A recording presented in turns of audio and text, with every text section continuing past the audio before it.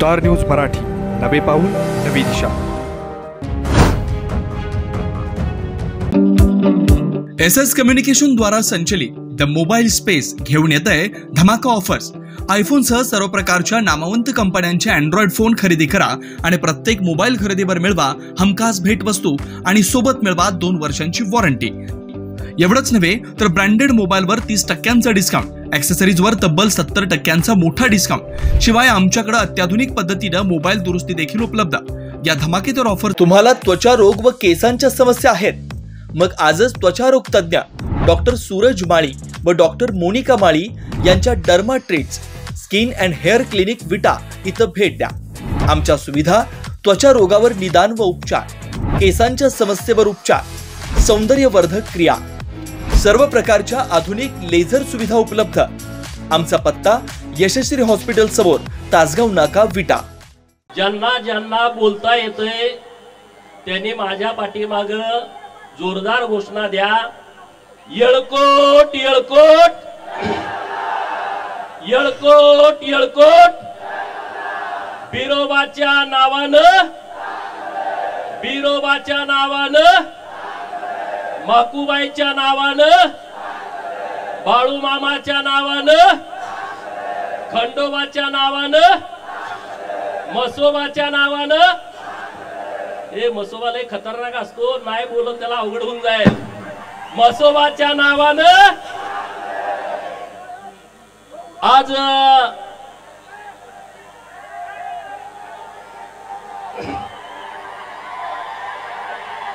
अरे त्यांच्या कानठळ्या बसतील एवढा जर आवाज तुम्ही काढला तर।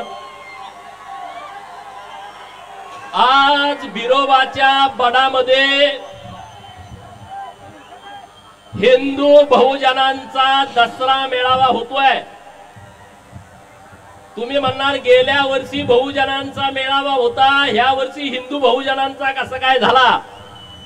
हा प्रश्न काही लोकांच्या मनात पडला असेल तर छत्रपती शिवाजी महाराजांनी जे हिंदू धर्मासाठी काम केलं, मोगल राजवटीच्या विरोधामध्ये काम केलं, जेव्हा जेव्हा या भारतामध्ये आक्रमण झाली, हिंदू मंदिरांची तोडफोड झाली, हिंदू मूर्त्यांची विटंबना झाली, तेव्हा माझ्या माय माऊलीनं, पुण्यश्लोक अहिल्या देवीनं हिंदू मंदिराच्या जीर्णोद्धाराचं काम केलं, हिंदू धर्मावरती मायेचा पदर टाकला।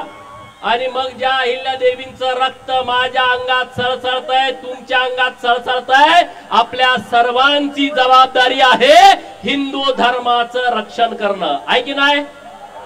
सगळे हात वर करून सांगा, आहे की नाही? सगळे हात वर करून जोरदार सांगा, आहे की नाही?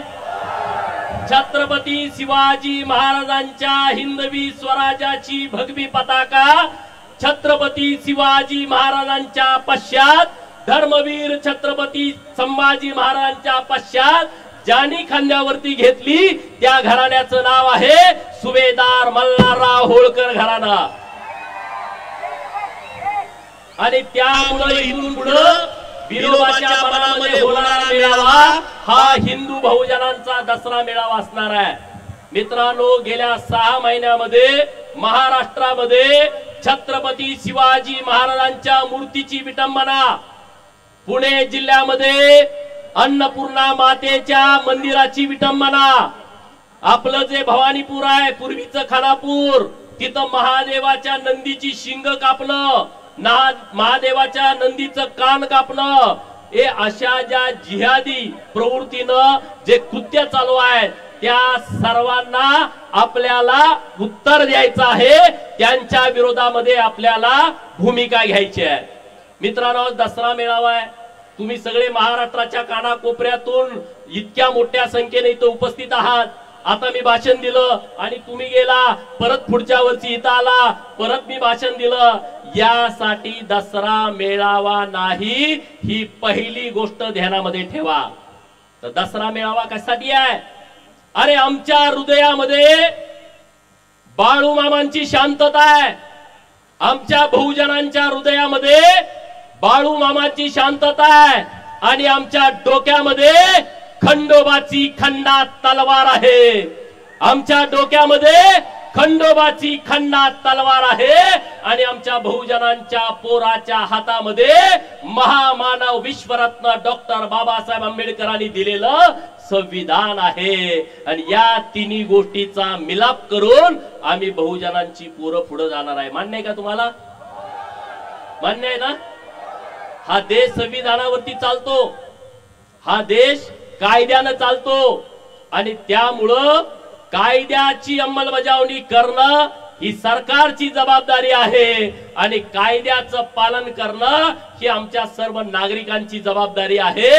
आणि म्हणून आम्ही बाबासाहेबांच्या संविधानानं जे नियम, जे अटी, जे कायदे आम्हाला दिलेले आहेत त्या कायद्याच्या प्रमाणे आम्ही चालतोय आणि इथून पुढे आम्ही चालणार आहोत। आज बिरोबाच्या बाणामध्ये आपला दसरा मेळाव्याच्या निमित्तानं तुम्ही सगळेजण आलाय, परंतु एक आम्ही बिरोबाच्या बनाचा आराखडा आम्ही तयार केलाय। तो आराखडा आम्ही तुम्हाला एका मिनिटात दाखवणार आहे। आम्ही आतापर्यंत जवळपास 5 कोटी रुपये 14 ते 19च्या काळात, नंतर 3-3.5 कोटी रुपयाचा निधी आम्ही आणण्यामध्ये देवस्थान कमिटीच्या सोबत यशस्वी झालो आहे। परंतु आता इथून पुढे आम्ही बिरोबा बनाचा एक आराखडा डेव्हलप केलाय। तो आराखडा तुम्हाला एका मिनिटात दाखवतो आणि मग मी माझं पुढचं भाषण करतो।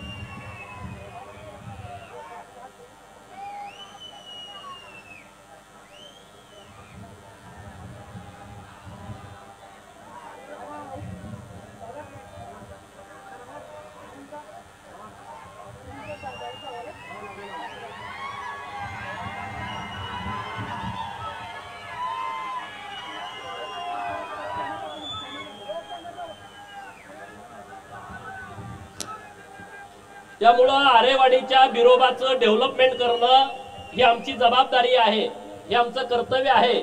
आणि राज्याचे लाडके मुख्यमंत्री माननीय देवाभाऊंच्याकडे माझी आरेवाडीतल्या समस्त बिरोबा भक्तांच्या वतीनं नम्रतेची विनंती आहे की हा आराखडा महाराष्ट्र राज्याच्या शिखर समितीच्या समोर आणून 160 कोटी रुपयाचा आराखडा एकाच वेळेस मंजूर करावा, ही मागणी आपली सगळी माननीय सरकारकडे आहे। आणि त्यामुळं नक्की आपण त्यामध्ये यशस्वी होऊ। आता तुम्हाला काय काय विषय वेगळे ऐकायचे असतील पण त्या विषयाकडे मी जास्त जाणार नाही।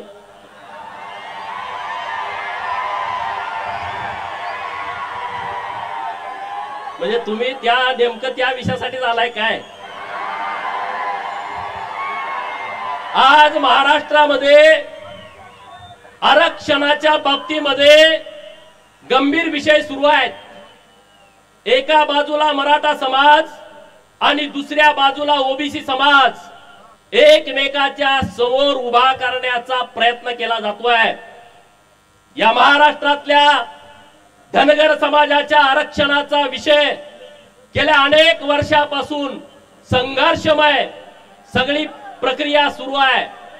गेल्या 50-60 वर्षापासून म्हणजे 1956 पासून या महाराष्ट्रातला धनगर समाज जे 36 नंबरला धनगड आहे तिथं धनगरांना एसटीचा दाखला मिळावा यासाठी सातत्याने झगडतोय। मग तेव्हाची नेतृत्व असतील, शिवाजीराव शेंडगे बापू असतील, माननीय अण्णासाहेब डांगे साहेब असतील, माननीय महादेवरावजी जानकर साहेब असतील आणि या सगळ्या आरक्षणाचा मुख्य आयडॉल ज्याला आपण म्हणतो ते स्वर्गीय बीके कोकरे असतील, तिथून आतापर्यंत आपल्या धनगर समाजाच्या आरक्षणाची लढाई सुरू आहे। आज महाराष्ट्रामध्ये मोठ्या प्रमाणामध्ये आंदोलन सुरू आहे आणि राज्य सरकारकडे आमची सगळ्यांची एकमुखान मागणी आहे की महाराष्ट्रातल्या धनगराच्या पोराच्या हातामध्ये एसटीचा धकला पडला पाहिजे, ही आमची सर्वांची मागणी आहे। गोपीचंद पडळकरची जी धनगर समाजाच्या आरक्षणाच्या बाबतची काल भूमिका होती तीच आज आहे आणि तीच उद्या राहील आणि तीच एसटीचा धाकला धनगराच्या पोराच्या हातामध्ये पडत नाही तोपर्यंत तीच भूमिका राहील। जेव्हा धनगराच्या आरक्षणाचा विषय असेल, सरकार आणि धनगर असा जेव्हा विषय चालू होईल तेव्हा मी धनगरांच्या बाजूने आहे हे सांगायची कुणाला गरज नाही। का काय डाऊट आहे, काय शंका आहे का तुम्हाला? जेव्हा धनगराच्या आरक्षणाचा विषय आहे तेव्हा मी धनगरांच्या बाजूला आहे, तेव्हा मी सरकारच्या बाजूचा नाही। पण जेव्हा सरकार आणि विरोधकांचा विषय असेल तेव्हा हा गोपीचंद पडळकर सरकारच्या बाजूने छातीची ढाल करून उभा राहील। जेव्हा देवाभाऊंचा विषय असेल, देवाभाऊंच्या विरोधामध्ये या महाराष्ट्रातल्या जातीवादी पिलावली जेव्हा पुढे असतील तेव्हा हा गोपीचंद पडळकर देवाभाऊंच्यासाठी बाजी प्रभू देशपांडेंची भूमिका घेईल। कारण या महाराष्ट्रामध्ये बहुजनांना, ओबीसींना आणि धनगरांना कुणी न्याय देऊ शकतो तर हा एकमेव माणूस असा आमचा सगळ्यांचा विश्वास आहे आणि देवाभाऊंनी तो विश्वास आमचा सार्थ ठरवावा आणि धनगरांच्या पोराच्या हातामध्ये एसटीचा दाखला द्यावा, ही एकमेव आमची मागणी आजच्या मेळाव्याची सरकारकडे आहे, एकमेव मागणी आहे। जेव्हा मी विधान परिषदेचा आमदार झालो आणि हायकोर्टामध्ये केस सुरू होती, मी कधी या गोष्टी बोलत नाही, मी कधी फोटो टाकत नाही, परंतु काल मधु शिंदे साहेबांची मी कुठेतरी मुलाखत ऐकली।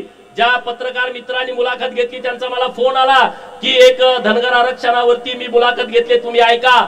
आणि ते मधु शिंदे साहेब जे महाराणी अहिल्यादेवी होळकर समाज प्रबोधिनी विचार मंचाचे अध्यक्ष आहेत आणि जेपी बघेल आहेत की ज्यांच्या अभ्यासाने हा पूर्ण आपला लढा सुरू आहे।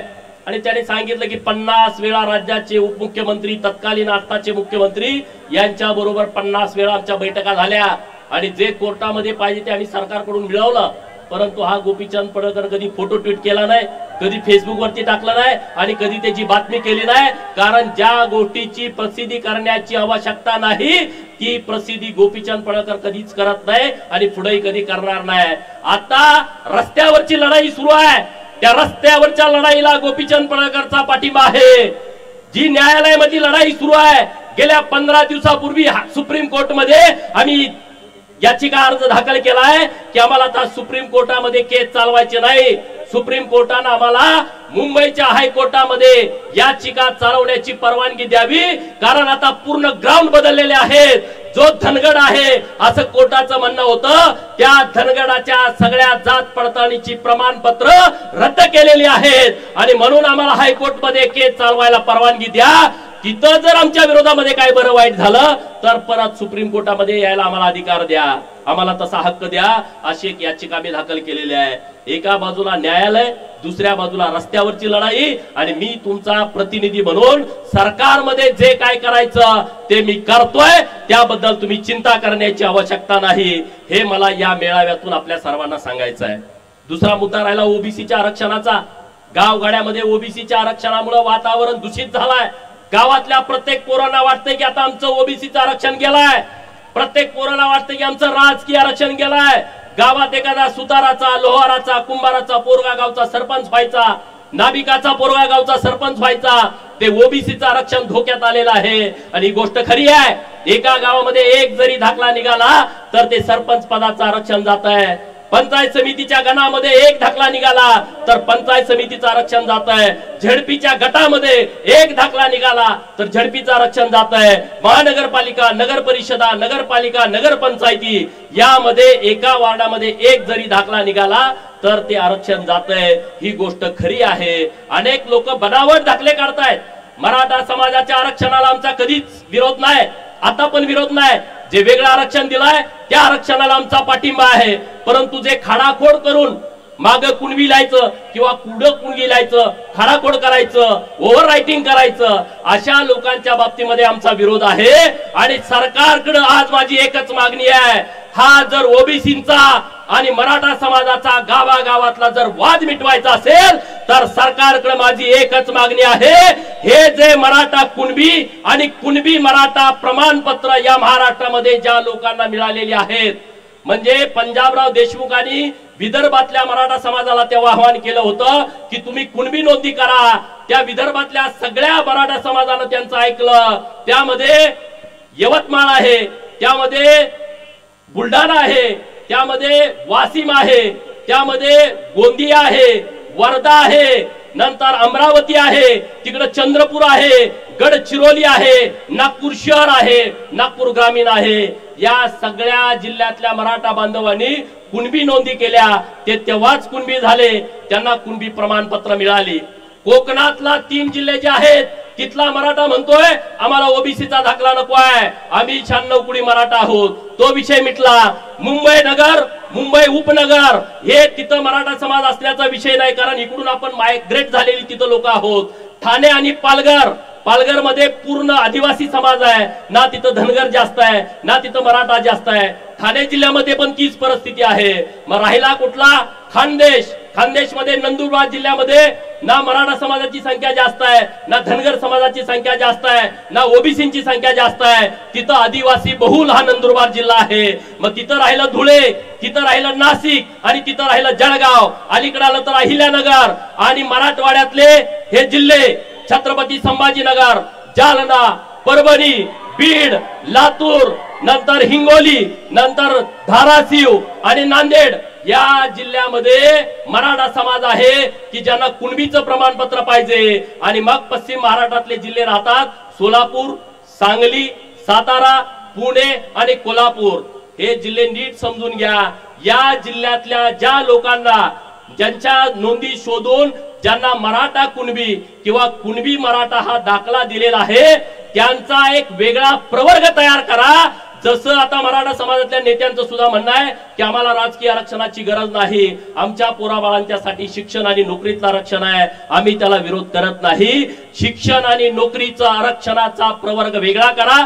जसं विजय एनटी आहे, एनटी ब आहे, एनटी क आहे, एनटी ड आहे, तसं मराठा कुणबी, कुणबी मराठा यांच्यासाठीचा एक प्रवर्ग वेगळा करा। त्यांची संख्या मोजा, दाखले किती दिले, मी जबाबदारीने बोलतोय, मी कुणाची तरी खोड काढायच्या हिशोबाने बोलत नाही। 0.25% आरक्षण अत्यंत जबाबदारीने बोलतोय। मराठा कुणबी आणि कुणबी मराठा या प्रवर्गासाठी द्या आणि त्यांना नोकरी आणि शिक्षणाचं आरक्षण द्या, राजकीय आरक्षण देऊ नका। हा गावातला वाद विषय संपून जातोय, संपतोय का? माझी जी भूमिका आहे ती तुम्हाला पटते का? म्हणजे आमचं आणि मराठा समाजाचं गावात भांडण नको आहे, आम्ही भांडण करू शकत नाही। अरे छत्रपती शिवाजी महाराजांच्या भगव्यासाठी लढणारे आम्ही मावळे आहोत। पंढरपूरच्या पांडुरंगाला जाणारा भगवा तो आमच्या वारकऱ्यांच्या खांद्यावरती आहे, आळंदीच्या ज्ञानेश्वराला जाताना तो भगवा आमच्या खांद्यावरती आहे। आणि मग त्या भगव्यासाठी आम्ही झटणारी, लढणारी, संपणारी लोक आहोत, आम्ही वाद करणार नाही। हा एक प्रवर्ग वेगळा करा। बिहार मध्ये तसं आरक्षण आहे, पिछडा वर्ग, अति पिछडा वर्ग, पिछडा वर्गाला नोकरीतलं आणि शिक्षणातलं आरक्षण आहे आणि अति पिछडा वर्गाला नोकरीतलं, शिक्षणातलं आणि स्थानिक स्वराज्य संस्थातलं आरक्षण आहे। हा निर्णय सरकारने घ्यावा। मराठा समाजाचं आणि ओबीसीचं भांडण मिटतंय आणि ओबीसीच्या मनामध्ये जी शंका निर्माण झाली आहे ती शंका मनातून निघून जाते, जाईल की नाही? हे तुमचं जर राजकीय आरक्षण वाचलं, सगळ्यांनी हात वर करून सांगा, हा मोठा विषय आहे। मराठा आणि ओबीसीचा वाद मिटून जाईल। आमचा असा प्रवर्ग तयार करा, तो सरकार करू शकतं। एनटी विजय एनटीचा प्रवर्ग राज्य सरकारने केलाय, तसा हा वेगळा प्रवर्ग राज्य सरकारने तयार करावा, अशी मागणी आपल्या माध्यमातून मी सरकारने करतोय। आज जिल्ह्यामधलं वातावरण तुम्ही बघताय, बरीच लोक माझ्या विरोधामध्ये भूमिका घेत आहेत।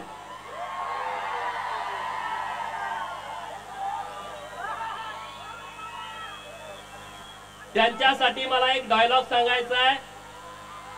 अरे बड़ी से बड़ी हस्ती मिट गई मुझे झुकाने में बेटा, अरे बड़ी से बड़ी हस्ती मिट गई मुझे झुकाने में बेटा, तू कोशिश भी मत करना, तेरी उम्र जाएगी मुझे गिराने में। अरे तुम्ही सगळेजण गोपीचंदला टार्गेट करताय। गोपीचंदला टार्गेट करण्याचं कारण काय आहे?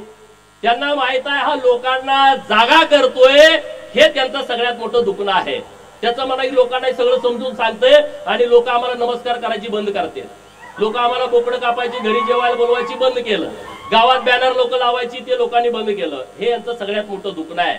माझी लढाई प्रस्थापितांच्या विरोधातली लढाई आहे, ज्यांनी कारखाने ढापले त्यांच्या विरोधातली आहे। अरे तुम्ही मला मंगळसूत्र चोर म्हणता, तुम्ही मला मंगळसूत्र चोर म्हणता। जयंतरावला माझा सवाल आहे, तुझ्या कितव्या नंबरच्या बायकोचं मंगळसूत्र मी चोरलं सांग लोकांना।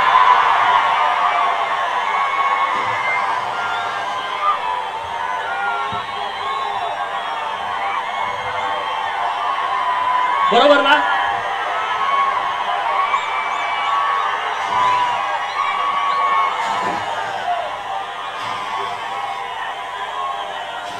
तुम्ही या जिल्ह्याची परिस्थिती बघा। अरे या जिल्ह्यामध्ये खूप लोकांनी काम केलंय, क्रांतिशील नाना पाटलांनी काम केलंय, एक स्मारक नाही। क्रांतीवीर नागनाथांना नाईकवडींनी काम केलं, एक स्मारक नाही।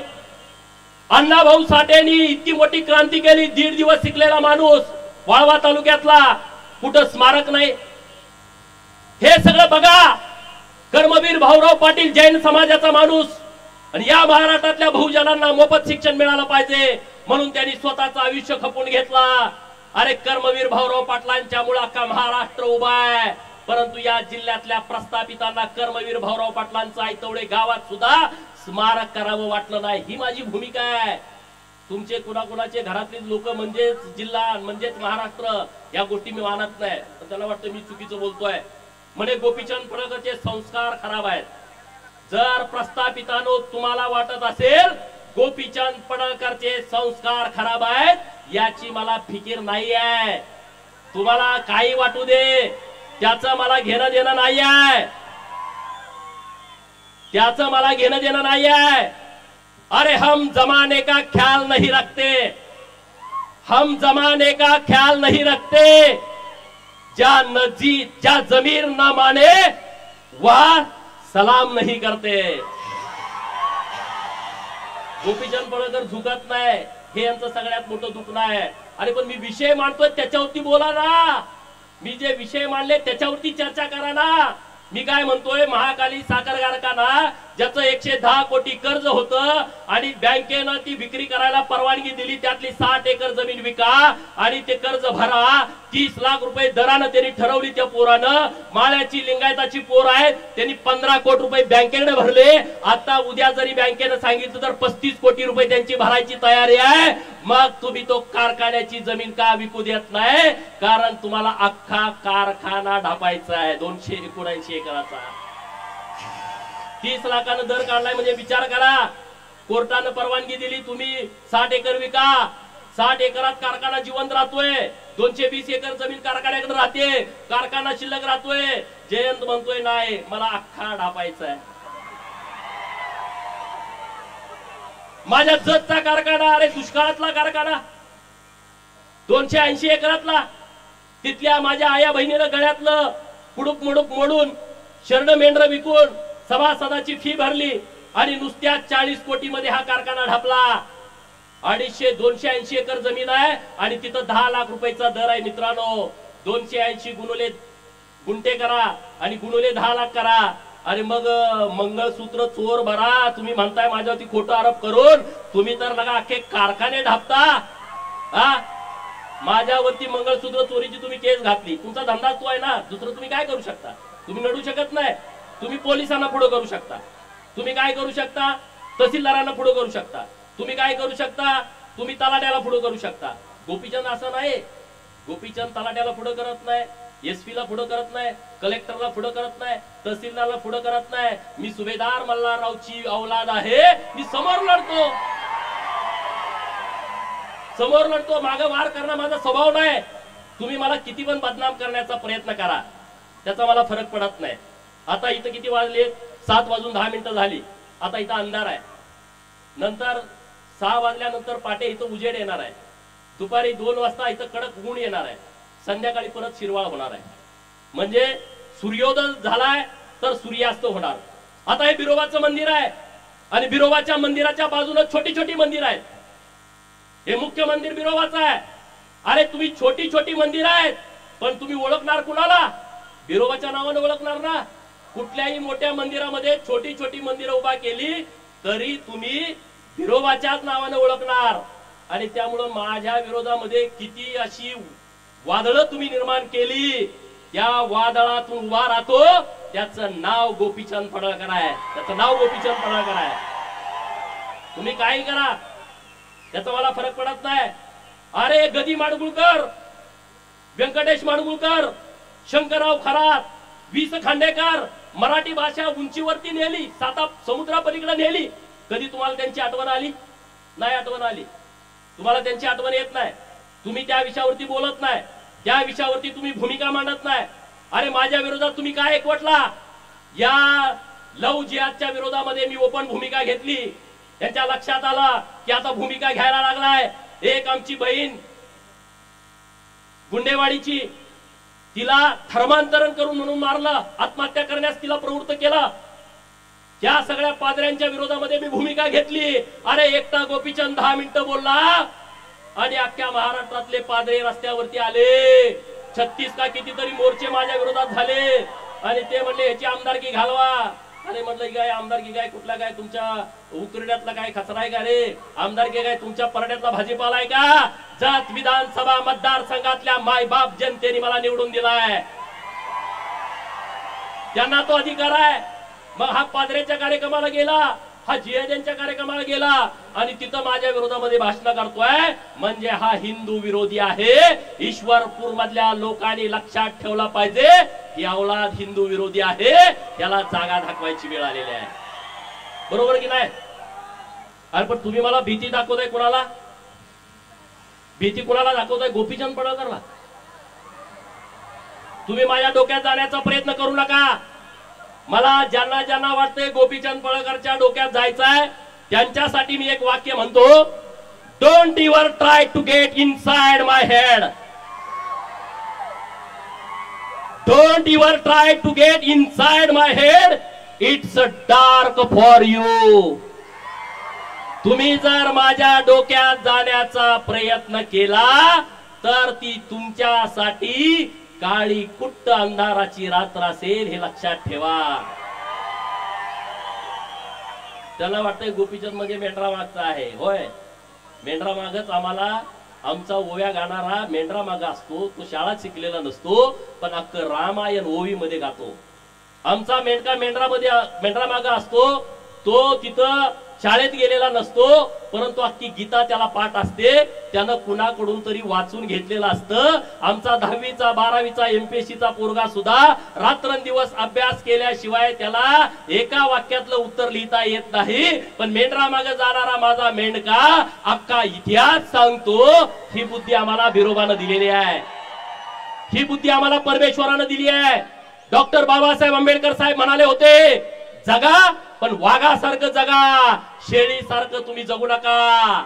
डॉक्टर बाबासाहेब बोलले होते जगा पण वाघासारखं जगा. आणि बाबासाहेब बोलले होते मला जेवढं आयुष्य मिळेल तेवढं मी वाघासारखं जगेन आणि या देशातल्या जे लोक आम्हाला गुलाम करतायत त्या लोकांना त्यांची जागा दाखवून देईन. आणि डॉक्टर बाबासाहेब आंबेडकर साहेबांनी तेच केलं. ते वाघासारखे जगले आणि म्हणून तुम्हाला पण वाघासारखं जगावं लागेल. जगणार की नाही? कुणाला वाटतंय वाघासारखं जगावं? अरे सांगलीमध्ये म्हणले महाराष्ट्र संस्कृती बचाव सभा आणि मला आई म्हणून शिव्या देत होते. मला ते गोप्या म्हणले का नाही सांगा? कुठल्या टीव्ही वरती ह्याच्यावर चर्चा झाली का? एक विधानसभेचा आमदार ज्याला 40,000च्या मतांनी निवडून दिलाय त्याच्या विरोधामध्ये हे शिव्या देत आहेत, हे गोप्या म्हणतायत. कुठं डेबिट झालं नाही, कुठं तिथं असा स्पेशल रिपोर्ट झाला नाही. म्हणजे ह्यांना हे मान्य आहे. मला गोप्या म्हणलाय ना, मला म्हणू दे रे, मी एकदम सामान्य घरातला पोरगा आहे. मला गोप्या म्हणला काय आणि काय म्हणा मला त्याचा फरक पडत नाही. मग मी तुला जनत्या म्हणलं तर चालेल का? चालेल का? मी म्हणणार नाही, पण असं म्हणलं तर चालेल का? अरे त्या जयंत्याला माझं चॅलेंज आहे, माझे हात आणि पाय तोडायची तुम्ही भाषा सांगलीमध्ये केली. ते वाळव्याचं कुत्र म्हणत होतं की त्याला पोरं हुडकायला चालले. त्या जयंत्याला आणि त्या वाळव्याच्या कुत्र्याला मी आवाहन करतोय बिरोबाच्या बनातनं, तुम्ही जर जातीवंत पाटील असाल तर उद्या दुपारी प्रेस घेऊन जयंत्या पाटील आणि तो वाळव्याचा कुत्रा मला टायमिंग देईल. टायमिंग अरे बघा मीडियावाल्यांनो, मित्रांनो, हे बघा माझं काय चाललंय, हे वाघ बघा.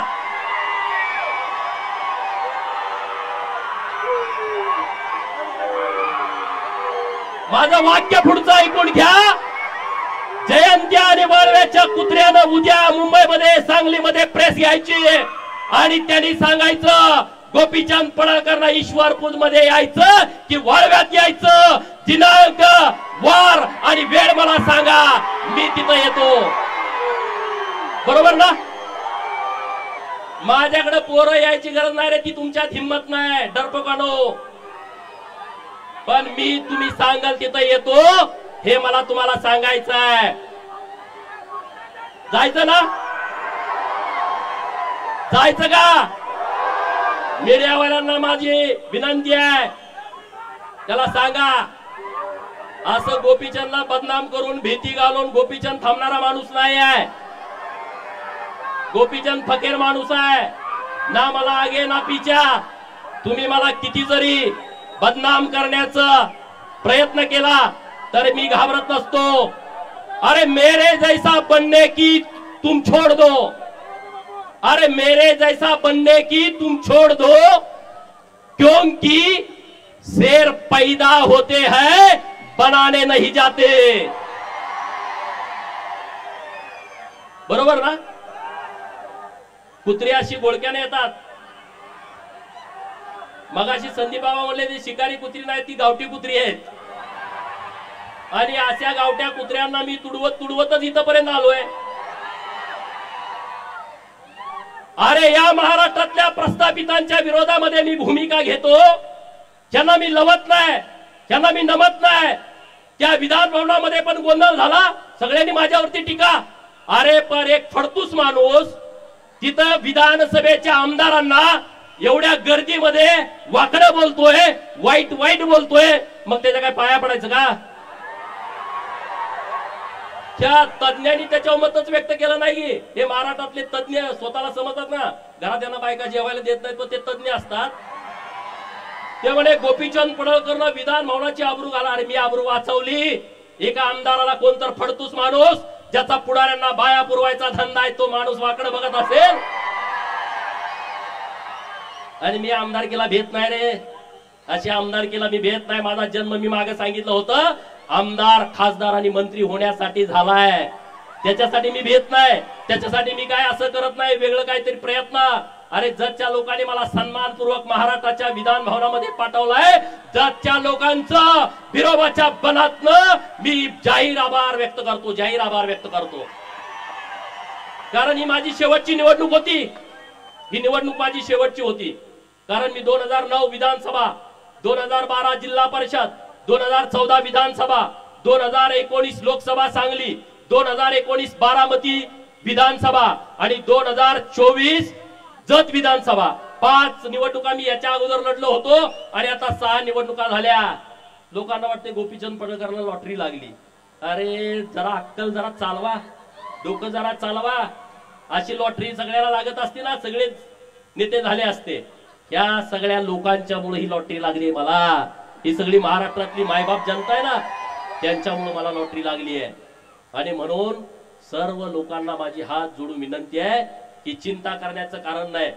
आज सगळे जिल्ह्यातले माझ्या विरोधात जतलाच येते. दुसऱ्या तालुक्यात जाऊन बघा, दुसऱ्या तालुक्यात बैठक नाही, मीटिंग नाही.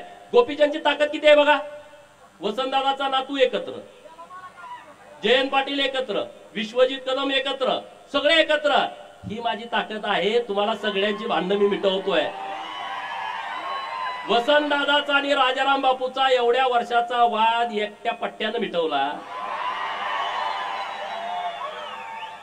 सांगलीमध्ये सभा झाली, जयंत पाटील बापाचा फोटो लावायचा, अरे शोधायला लागला फोटो, माझ्या शिवाजीराव शेंडगे बापूचा सुद्धा फोटो लावायची वेळ त्यांच्यावरती आली. नानासाहेब सगळ्यांचा फोटो व्यासपीठावरती, विलासराव शिंदेचा फोटो व्यासपीठावरती, पतंगराव साहेबांचा फोटो व्यासपीठावरती, वसंतदादांचा फोटो व्यासपीठावरती, सगळे हुडकून काढले, त्यांनी फोटो लावले. जयंतराव ही ताकद गोपीचंदची आहे, सगळ्यांचे फोटो लावायला लागले. गोपीचंदला असं समजू नका आणि तुम्हाला काय करायचं ते करा, काय फरक पडत नाही मला. माझा काय बाप आमदार खासदार मंत्री नव्हता, त्यामुळे मला त्याची चिंता नाही. मला चिंता आहे तुमची, कारण एवढा जो अन्याय झालाय, अरे गुलाम केलं तुम्हाला गावामध्ये, गुलाम.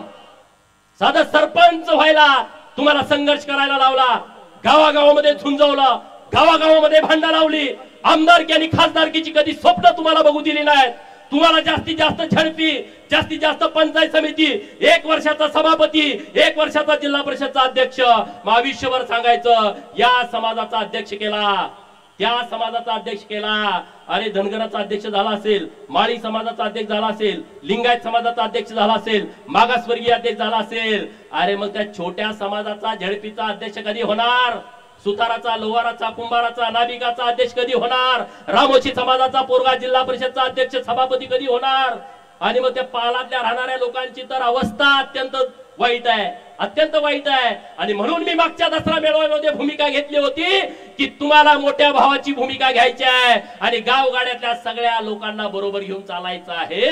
आणि म्हणून महाराष्ट्रातल्या प्रस्थापितांना वाटतंय जी ओबीसीची चळवळ सुरू आहे त्यामध्ये धनगर बाजूला पडला पाहिजे, आणि धनगर लढतोय, धनगर ताकदीने विरोध करतोय, ओबीसीतून तो बाजूला झाला तर ओबीसीची चळवळ मोकळी होईल आणि धनगरांच्या चळवळीला आमचा पाठिंबा आहे असं ते म्हणतायत. अरे कधी तुम्हाला आमचा पुळका आला मित्रांनो, कधी आला तुम्हाला पुळका?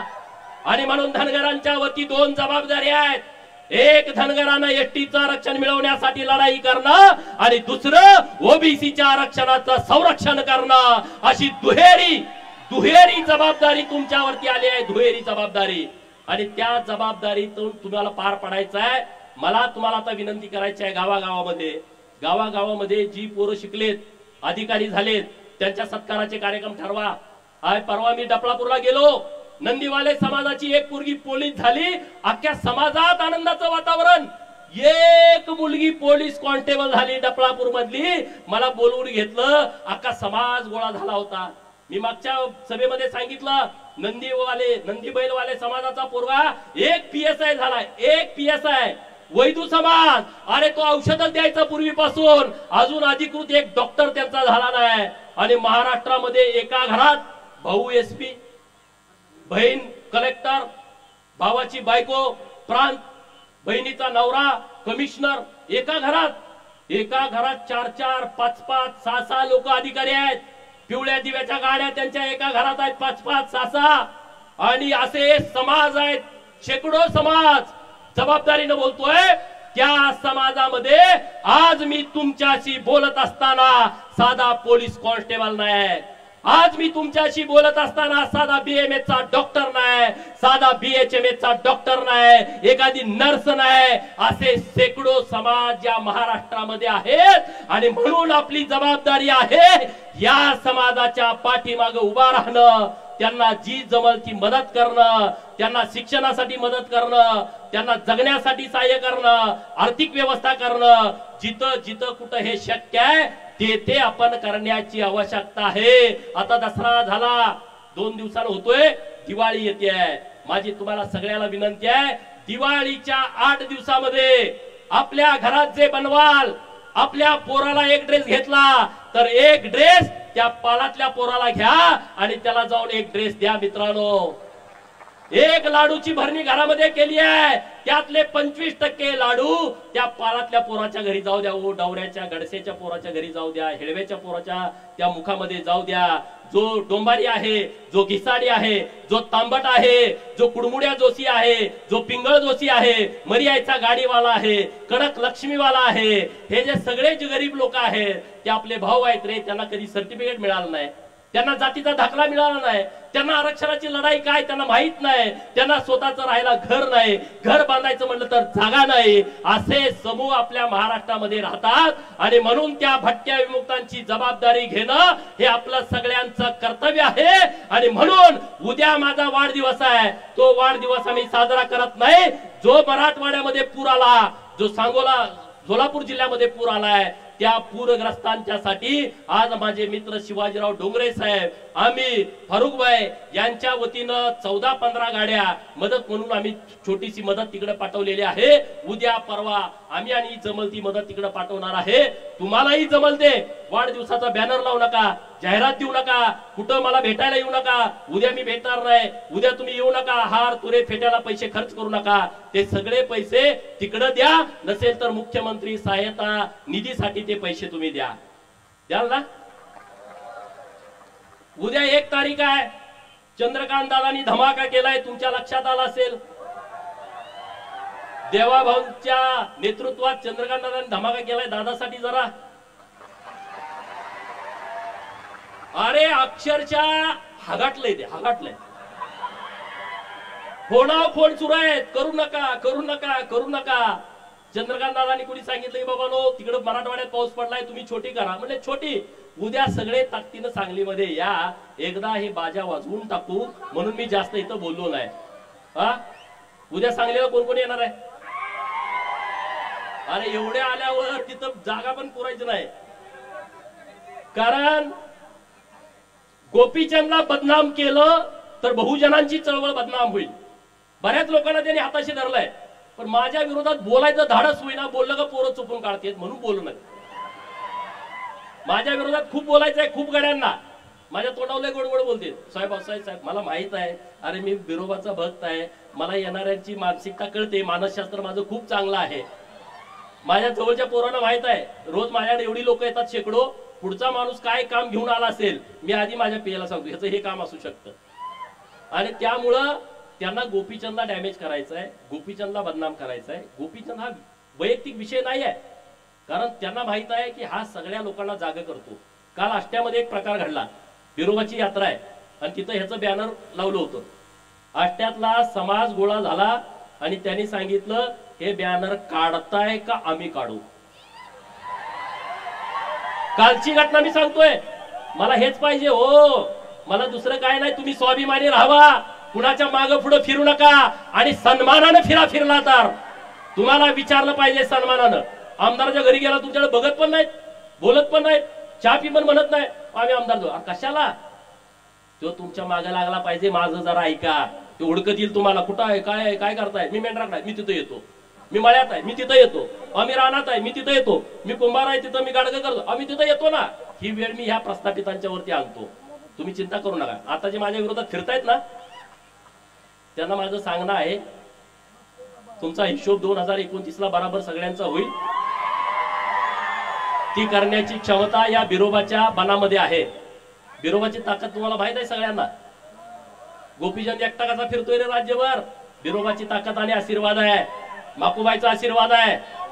बिरोबाचा आशीर्वाद असल्या कारणानं प्रस्थापितांच्या छाताडावरती गोपीचंद थाया थाया नाचतो आणि त्याची मला फिकीर कधी वाटत नाही, त्याचा मला कधी पश्चाताप वाटत नाही. हे मीडियामध्ये दिवसभर चालतं, मी बघत पण नाही माझ्या विरोधात कोण बोलतंय. मी कोणाची भाषणं पण ऐकत नाही, मी कोणाचं भाषण आयुष्यात ऐकत नाही. त्यामुळं मी असलं टेन्शन घेत नसतो. मला जे बोलायचं ते मी बोलतो आणि ते मी मागे घेत नाही. आणि त्यामुळे कुठला विषय, अरे आता मला संदीप बाबांनी मागे सांगितलं, मी बोललो ही गोष्ट खरी आहे की अमुक अमुक यांची तुम्ही औलाद आहे असं मला वाटत नाही. अरे पण तुम्ही त्याचा गैरअर्थ का घेताय? पूर्वी लोक दत्तक पण घेत होती ना जुन्या काळामध्ये. मला वाटलं त्यांच्यासारखा हा नाही, म्हणजे ह्याला काही दत्तक वगैरे घेतलाय का? पहिली भांड्याव बिंड्याव द्यायची माणसं माहिती आहे तुम्हाला. हा आपल्या घरात आई आजी सांगते याला भांड्यावरती घेतलाय, अमुक केलंय तमुक केलंय, तो यांच्या मागे फिरत फिरत आला होता म्हणून आम्ही घेतलाय. आपल्या गावात कितीतरी असे स्टोर आहेत, गावात हे तुला कुणी काढलाय सहज म्हणते ती माणसं, म्हणतात की नाही हे तू कुणाची औलाद आहे रे, तुला काय असं करतो. सहज गावात बसल्यावर दिवसातनं 1000 वेळा लोक बोलतात, 1000 वेळा.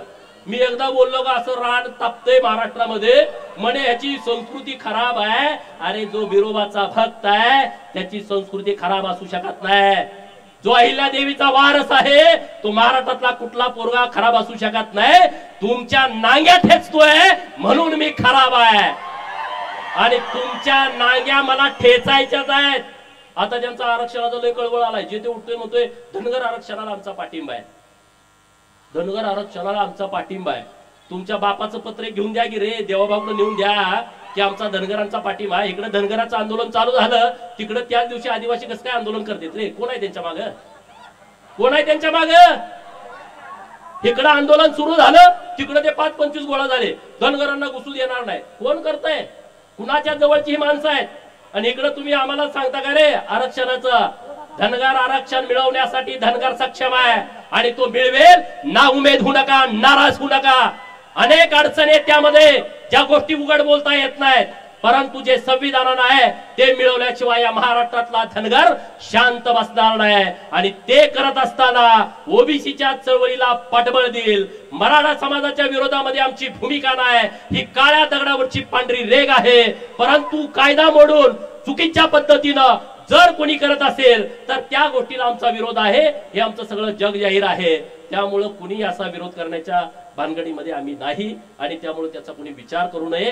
परंतु मी जी सरकारकडे अत्यंत जबाबदारीने मागणी केलेली आहे, हा जर तुम्ही प्रवर्ग वेगळा केला तर मराठा समाजाच्या मुलांना शिक्षण आणि नोकरीतलं आरक्षण मिळेल आणि आमच्या ओबीसीचं गावगाड्यातलं स्थानिक स्वराज्य संस्थेचं ग्रामपंचायत, पंचायत समिती, जिल्हा परिषद, नगरपंचायत, नगरपालिका, नगर परिषदा आणि महानगरपालिकेतलं आरक्षण आणि किंवा सहकारी संस्थांमधलं आरक्षण आमचं धोक्यात येणार नाही. आम्ही पूर्ण ताकदीनं असं केल्याच्या नंतर सरकार बरोबर राहू.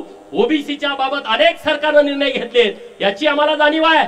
ओबीसीचं मंत्रालय स्थापन करणं हे देवाभाऊनी काम केलेलं आहे. ओबीसीच्या मुलांना महाज्योती स्थापन करणं, आज आपल्या पोरांना एमपीएससी करताना, यूपीएससी करताना हॉटेलचं ऍडमिशन हे सरकारच्या माध्यमातून मिळतंय. हे सरकारनं आम्हाला केलंय. प्रत्येक जिल्ह्याला 2 वसतिगृह, 1 मुलींना 1 मुलांना सरकारनं आम्हाला केलंय. 200 मुलांना ऍडमिशन मिळतं. ओबीसीच्या मुलांना वसतिगृहात ज्यांना ऍडमिशन मिळत नाही त्यांना स्वाधार नावाची योजना आणली आहे. तालुक्याला गेला तर 38,000, जिल्ह्याला गेला तर 43,000, विभागीय कार्यालयाच्या ठिकाणी गेला तर 51,000 आणि मुंबई, नवी मुंबई, ठाणे, पुणे, पिंपरी चिंचवड आणि नागपूर या मेट्रो सिटी मध्ये गेला तर आपल्या पोराला 61,000 रुपये मिळतात. ते ओबीसीच्या पण पोराला मिळतात आणि धनगरांच्या पोरांना मिळतात. 600 ओबीसीची मुलं, 600 धनगरांची मुलं. एक ना अनेक योजना सरकारच्या माध्यमातून चालू आहेत. देवाभाऊनी ओबीसींच्या साठी खूप केलाय. पण माझी त्यांना विनंती आहे की ओबीसींचं संरक्षण करणं ही तुमची जबाबदारी आहे. धनगर तुमच्या बाजूला ठामपणे उभा आहे. धनगरांच्या आरक्षणाची अंमलबजावणी करणं ही तुमची जबाबदारी आहे. आम्ही तुमच्या पाठीमागे ठामपणे उभे आहोत. न्यायालयीन लढाईमध्ये सरकारनं, देवाभाऊनी आणि एकनाथ शिंदेनं खूप मदत केलेली आहे. मी तमाम महाराष्ट्रातल्या धनगरांच्या वतीनं तत्कालीन उपमुख्यमंत्री देवाभाऊंचं आणि एकनाथ शिंदे साहेबांचं मनापासून आभार मानतो. कारण 3 वेगवेगळी ॲफिडेव्हिट दिली होती. मंत्र्यानं काल मी मधु शिंदेची मुलाखत ऐकली. मंत्र्यांनी 1 महिना फाईल त्यांच्या कपाटात नेऊन ठेवली होती. ती फाईल काढण्यासाठी या गोपीचंदला किती वेळा जावं लागलं असेल हे मी कधी तुम्हाला सांगितलं नाही. पण मी आणि मधु शिंदे रात्रंदिवस तिथं थांबलो. जेव्हा जेव्हा देवाभाऊंच्याकडे गेलो त्यांनी आम्हाला कधीही नाराजी व्यक्त केली नाही. समाजाची सगळी लोक होती, सगळ्या बैठकीमध्ये होती, मीच होतोय असा विषय नाही. परंतु धनगर समाजाच्या आरक्षणाच्या बाबतीमध्ये जे काय लागल ते आपण करू. सुप्रीम कोर्टामध्ये याचिका मी दाखल केली आहे. आता सुट्टी आहेत. येत्या 4-5 दिवसामध्ये परवानगी मिळाल आणि सर्व याचिकेचा खर्च हा तुमचा पोरगा गोपीचंद पळकर करणार हे मी सगळ्यांना सांगितलंय. कुणी सुद्धा वर्गणी द्यायची गरज नाही. मग त्याला 50 लाख लागू दे, 1 कोटी लागू दे, 1.5 कोटी काही लागू दे, मी माझं रान विकेल. पण धनगर समाजाच्या आरक्षणाच्या वकिलाची फी आम्ही भागवेल. आम्ही इकडे लढाई लढू. पण सरकारनं सरकारच्या पद्धतीनं काय मार्ग काढायचा त्यांनी त्यांचे तज्ञ लोक कामाला लावा. तुम्ही वकील सगळे कामाला लावा. कारण सरकारची भूमिका वेगळी असते. मराठा समाजाचं आरक्षण आलं, सरकार स्वतः केस लढतं. सरकार स्वतः 25-25 लाख एका दिवसाची फी देतं. धनगराची लढाई आली, सरकार धनगराच्या विरोधामध्ये असतं, आम्हाला वकील द्यावा लागतो. तिथं गोंड लोकांची केस चालू होती, सरकार विरोधामध्ये गोंड वर्गणी काढतात, हायकोर्टचा निकाल लावून घेतात, सरकार सुप्रीम कोर्टामध्ये जातं. म्हणजे तुम्ही लक्षात घ्या, हे तुमच्या ताकदीवरती सरकार तुमच्या बाजूला राहायचं का विरोधात राहायचं ठरवतं. त्यामुळे तुम्ही सगळे एक व्हा आणि सरकारचा आपल्याला जसं न्याय लढ्यात पाठिंबा होता तशा पद्धतीचा जर पाठिंबा मिळवायचा असेल तर आपल्या सर्वांना सर्व शक्तीनिशी एक व्हायचं आहे. 300वी जयंती होती अहिल्यादेवींची. अरे कधी कुणी साजरी केली होती का? कधी तुमच्या कानावर आलं का? सरकारचं पत्र बघा, तहसीलदारांचं आता पत्र बघा, पीआयचं पत्र बघा, डीवायएसपीचं पत्र बघा, प्रांताचं पत्र बघा, कलेक्टरांचं पत्र बघा, एसपीचं पत्र बघा, सचिवांचं पत्र बघा आणि महाराष्ट्रातल्या सगळ्या खात्याचं पत्र बघा, मंत्र्यांचं. त्यावरती अहिल्या देवीचा 300वी जयंतीचा लोगो असणारा फोटो आहे. मित्रांनो, पहिल्यांदा घडतंय असं, पहिल्यांदा. सगळ्यांना आदेश आहेत, ज्या कुणी अधिकाऱ्यांचे त्याला लाव, तिथं फोटो लाव. पुण्यश्लोक 300 फोटो तिथं लावलाय. हे अहिल्या देवींच्या जयंती, अहिल्या देवीच्या स्मारकाला 686 कोटी रुपये मंजूर केलेत. 686 कोटी रुपये. आणि जतला नवीन एक अहिल्या देवींचं स्मारक देवाभाऊ देत आहेत, त्याची किंमत आहे 100 कोटी रुपये. तिथं अहिल्या देवींचा सर्व होळकरशाहीचा सर्व इतिहास आम्ही जतच्या नगरीमध्ये निर्माण करण्याचा प्रयत्न करतोय. आणि त्यामुळं तुम्ही म्हणणार नेमकी तुमची भूमिका काय आहे? मी सरकारमधला प्रतिनिधी आहे, मी सरकारमध्ये सरकारची भूमिका मांडतो. समाजाचा विषय आला, समाजाची भूमिका मांडतो. ओबीसींचा विषय आला, ओबीसींचा विषय मांडतो. पण सरकार पूर्ण शक्तीनिशी आपल्या बरोबर आहे, आपल्या बरोबर ताकदीनं उभा आहे. वेगवेगळ्या योजना सरकार आणतंय, त्या योजनांचा सगळ्या बहुजनांच्या पोरांनी लाभ घ्यावा. वसंतराव नाईक महामंडळाच्या माध्यमातून 15 लाखाची कर्ज देण्याची योजना सुरू आहे. सगळ्या ओबीसींच्या पोरांना आव्हान आहे, प्रत्येक जिल्ह्याच्या उद्योग भवन मध्ये जावा आणि तिथं वसंतराव नाईक आर्थिक विकास महामंडळामध्ये तुम्ही अर्ज करा आणि ते 15 लाख बिनव्याजी सरकार व्याज भरणार आहे आणि तुम्ही ते कर्ज प्रकरण मंजूर करून घ्या. तिथं देण्यासाठी अडचण आहे मला माहित आहे, परंतु त्यांच्या मानगुटीवरती बसवायचं आणि ते कर्ज मंजूर करून घ्यायचं. रामोशी समाजासाठी परवा योजना आणली आहे, 5 लाखापर्यंत कर्ज बिनव्याजी, बिन तारण, बिन जामीन सरकारनं आणलंय. या सगळ्या योजनांचा लाभ आपण सगळ्या लोकांनी घ्यावा, एवढं मी तुम्हाला सांगतो. आणि जाता जाता एक वाक्य बोलतो, छलांग तो हम वक्त आने पर लगाएंगे, छलांग तो हम वक्त आने पर लगाएंगे, सारे मोहल्ले तुम खरीद दो, सारे मोहल्ले तुम खरीद दो, हुकूमत हम चलाएंगे, हुकूमत हम चलाएंगे. त्यांना काय करायचे करू द्या, त्यांनी सगळं घेऊ द्या. त्यांना सिंहासनावरती तुम्हालाच बसायचं आहे आणि आपण ते बसायचं, वाजवून सांगून बसायचं. त्यामुळे चिंता करू नका.